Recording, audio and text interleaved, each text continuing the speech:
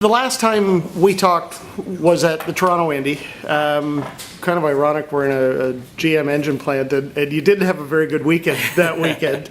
I'm not blaming the GM engine, though. No, but how closely are the team and the Chevy engineers working, to improve that reliability moving forward during the season? You know, the whole dynamic and the whole relationship between the team and Chevrolet has been it's been a very evolving one because at the start of the year it was such a big task to get these engines ready and to get these cars built, and the first race especially, never mind the testing, the first race even we were getting basic things covered, making sure the car was shifting properly, and we didn't have time to worry about minor details, and at first the relationship was a little more distant, I think, than I was expecting because Chevy was just so occupied getting this program together, which they did a phenomenal job doing. And as the seasons progressed and the major things have calmed down and have been sorted, and we've had more time and energy to put towards the details, that relationship's really gotten a lot stronger. And the teamwork that we're seeing between Chevy and Andretti Autosport, and just what we're able to do, the feedback we're able to give every weekend, it improves, and so that relationship gets stronger every single race weekend, and it's been a lot of fun sort of seeing it evolve, and now we really get to play with these things and really tailor them to each driver and each team, so it's a cool dynamic. Nice. You've just come off a fabulous result. I mean, even though you had a top 5, but you had a smoke and drive. You had, 10, 12 laps, 20 laps in the lead, I think, something like that. I don't know the number. Yeah, we were there for a while. Yeah, and so obviously, the package is improving, although I noticed at the end they were showing push-to-pass numbers, and you had used a fair bit more than the guys ahead of you. Are you down a little bit on power to the Hondas, or is that just the way the race was flowing? I think for me that was a little bit the way the race was flowing because I was on a 3-stopper, I was pushing every single lap, and a lot of the guys around me were on 2-stoppers. So when you hit the push to pass, you are using a lot more fuel, and they flat out couldn't. They weren't allowed to use it.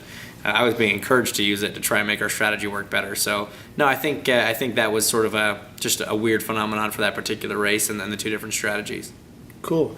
Off camera, you and I were talking about Canadian Olympic skater Elvis Stojko has been racing karts and is looking to, maybe have a new career racing cars. What do you think about another Canadian who's known for his marketing skills coming onto the scene? I think it's great. I had the chance to meet Elvis at he very kindly came to the Hinchcliffe after party in Toronto after the race on Sunday night, and we chatted for a little while there, and learned that he was getting into go-karting. And I mean, obviously, the guy's very well known for what he's accomplished for Canada in skating, and I think it's great to have another face, especially at the grassroots level of the sport, because for a country with a relatively small population, we produce a good number of racing drivers, and I think that largely comes down to the go-karting programs that we have around this country, and anything we can do to make that stronger and make that better is just gonna make that even more prevalent when these drivers get into the top levels. And